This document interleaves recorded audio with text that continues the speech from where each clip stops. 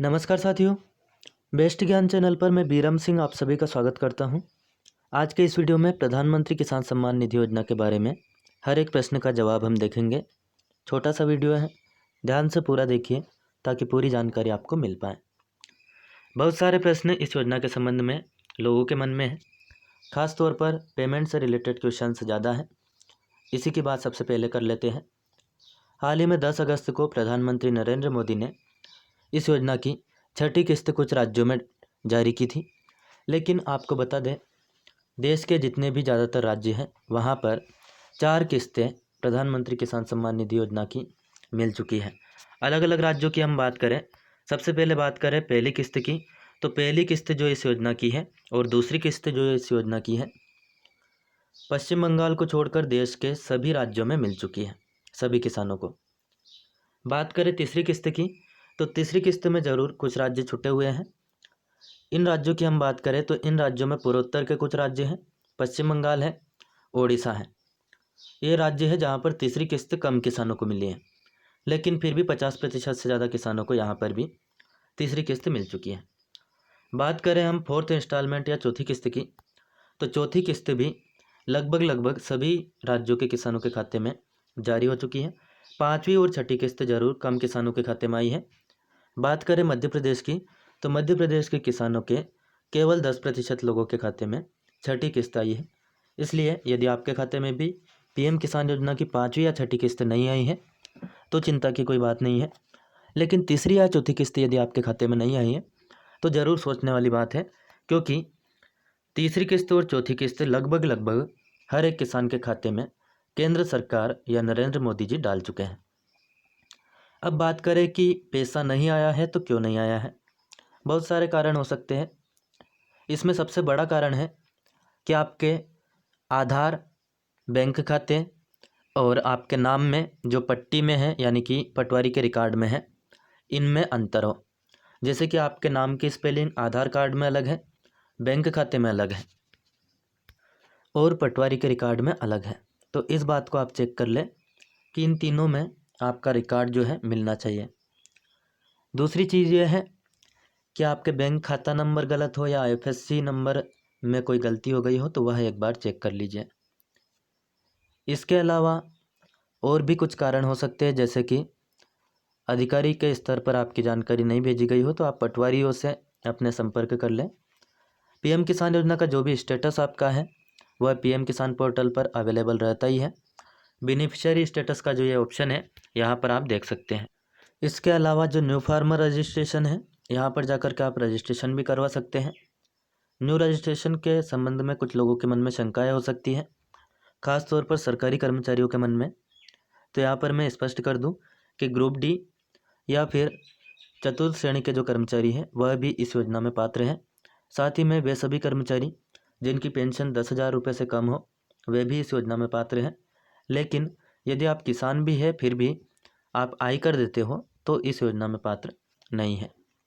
इसके अलावा किसान हो लेकिन आपके नाम पर ज़मीन नहीं है तो भी इस योजना में आप पात्र नहीं हैं। एक और प्रश्न लोगों का यह रहता है कि एक से ज़्यादा परिवारों के नाम एक ही पट्टी में है तो क्या एक व्यक्ति को इस योजना का लाभ मिलेगा या फिर सभी को मिलेगा। तो यहाँ पर स्पष्ट रूप से इसमें कहा गया है कि एक परिवार के एक व्यक्ति को लाभ मिलेगा, या फिर यूँ कहें कि एक परिवार को लाभ इसका मिलने वाला है। तो ऐसे में यदि एक ही पट्टी पर एक से ज़्यादा परिवारों के नाम हैं, गाँव में अक्सर ऐसा होता है, लंबे समय तक नाम पटवारी के द्वारा अलग नहीं किए जाते हैं। ऐसी स्थिति में हर एक परिवार को इस योजना का लाभ मिलना है। तो इसके लिए जो मध्य प्रदेश की बात करें तो समग्र के डाटाबेस को आधार बनाया गया है। समग्र में यदि आपका परिवार एक से ज़्यादा है, राशन कार्ड यदि आपके पास एक से ज़्यादा है, तो आप निश्चित तौर पर इसके लिए अप्लाई कर सकते हैं, यानी कि एक ही पट्टी में एक से ज़्यादा किसान अप्लाई कर सकते हैं। आशा है आप जो बात है वह स्पष्ट रूप से समझ चुके होंगे। इसके अलावा बात करें इसमें खुद से एडिट करने की, तो खुद से केवल आप एडिट आधार फेल्योर रिकॉर्ड्स इस ऑप्शन पर जाकर के नाम की स्पेलिंग वगैरह चेंज कर सकते हैं, वह भी सिर्फ एक बार। यदि आपकी जो जानकारी है वह पटवारी के द्वारा, तहसीलदार के द्वारा यानी कि मध्य प्रदेश सरकार के द्वारा अधिकृत अधिकारी के द्वारा आगे भेज दी गई हो, उसके बाद में आप चेंज नहीं कर सकते हैं। ऐसा नहीं कि उसमें चेंज होगा ही नहीं, लेकिन आप चेंज नहीं कर सकते हैं, उसे फिर वह अधिकारी ही चेंज कर सकता है। पटवारी भी कई बार चेंज करने में असमर्थ हो सकते हैं, तो ऐसी स्थिति में तहसीलदार को फुल अथॉरिटी है कि वह आपकी जानकारी चेंज कर सकता है। फिर भी नहीं हो रही हो तो मध्य प्रदेश के किसान 181 जो नंबर है उस पर कॉल कर सकते हैं और शिकायत दर्ज करवा सकते हैं। इसके अलावा किसान कॉल सेंटर का नंबर 1551 है, यहाँ पर भी टोल फ्री नंबर है, आप जानकारी प्राप्त कर सकते हैं। ऐसा प्रचार सरकार के द्वारा किया जा रहा है, लेकिन जब मैंने खुद फ़ोन लगाकर जानने की कोशिश की तो वहाँ पर जो विशेषज्ञ है उनके द्वारा यही बताया गया कि हम यहाँ पर खेती किसानी से संबंधित सलाह देने के लिए बैठे हैं, पीएम किसान योजना की सलाह आपको नहीं दे सकते।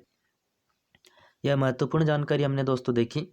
यहाँ पर ऑप्शन हमने देखे बेनिफिशियरी स्टेटस के, बेनिफिशियरी लिस्ट भी आप यहाँ पर चेक कर सकते हैं, लेकिन यह वाला ऑप्शन भी आपके ज़्यादा काम का नहीं है, क्योंकि यहाँ पे जो लिस्ट दिखाता है उसमें केवल नाम आते हैं और उससे पता नहीं चलता है। मान लीजिए घिसालाल नाम के 3 व्यक्ति एक ही गांव में है, तो कौन सा छुटा है और कौन से का नाम आया है, क्योंकि डेट ऑफ बर्थ और अन्य जानकारी वहाँ पर नहीं दी हुई है, केवल नाम दिए हुए हैं। पीएम किसान मोबाइल ऐप भी आप यहाँ से डाउनलोड कर सकते हैं। दोस्तों, पीएम किसान योजना के लिए एक एक्सक्लूसिव पोर्टल लॉन्च किया गया है pmkisan.gov.in, जिस पर आप सारी जानकारी देख सकते हैं। जो एलिजिबल फार्मर्स हैं वह पटवारी के जरिए, रेवेन्यू ऑफिसर्स के जरिए, या फिर जो भी अधिकृत अधिकारी वहाँ का है स्टेट गवर्नमेंट का, उसके जरिए अपनी जो डॉक्यूमेंट है वह केंद्र सरकार तक पहुँचा सकते हैं और इस योजना का लाभ पा सकते हैं। स्टेट नोडल ऑफिसर यहाँ पर मध्य प्रदेश की बात करें तो तहसीलदार को बनाया गया है, इन्हीं के हाथ में सारे अधिकार हैं। यहाँ पर अलग अलग जो टर्म यूज़ होते हैं, जैसे कि आपने फार्म में देखा होगा स्टेटस में PFMS, इसका मतलब होता है public finance management system. RFT लिखा है, इसका मतलब है रिक्वेस्ट फॉर ट्रांसफ़र। यदि लिखा हो FTO आपके स्टेटस में तो इसका मतलब ये है कि फंड ट्रांसफ़र ऑर्डर जो है वह जारी हो चुका है। FTO जारी हो गया है मतलब पैसा जल्दी ही आ जाएगा। तो इसकी बेसिक प्रोसेस जो है वह मैं आपको समझाने की कोशिश कर रहा था। बेसिक प्रोसेस जो है पीएम किसान योजना की ये है कि आप या तो फॉर्म अपना खुद भरते हैं पोर्टल पर जाकर, या फिर पटवारियों के जरिए कागजात अपने देते हैं। ये डॉक्यूमेंट आपने खुद फॉर्म भरा है तो पटवारियों के पास जाएंगे, पटवारी वहाँ से रिवेन्यू रिकॉर्ड से मिलान करेंगे। रिवेन्यू रिकॉर्ड से मिलान करने के बाद यह जानकारी चली जाएगी तहसीलदार के पास, तहसीलदार के ID से यह जानकारी चली जाएगी केंद्र सरकार के पास। केंद्र सरकार अपने पास जो आधार कार्ड की जानकारी है UIDAI के पास, UIDAI यानी कि unique identification authority of India, जिसके पास आधार कार्ड की सारी जानकारी होती है, उसके डेटा से और स्टेट के डाटा से मिलान करता है। जानकारी मैच होने के बाद में यह पैसा जो है कृषि विभाग जो भारत सरकार का है उसके द्वारा भेजा जाता है बैंक को, और बैंक फिर आपके खाते में ट्रांसफ़र कर देता है। यह पूरी प्रोसेस है। मैंने प्रोसेस इसलिए आपको बताई ताकि आपको समझने में आसानी होगी कि कहाँ पर आपके खाते में पैसा नहीं आया है तो कहाँ पर वह अटक सकता है। यहाँ पर मैंने आपके हर एक प्रश्न का जवाब देने की कोशिश की है।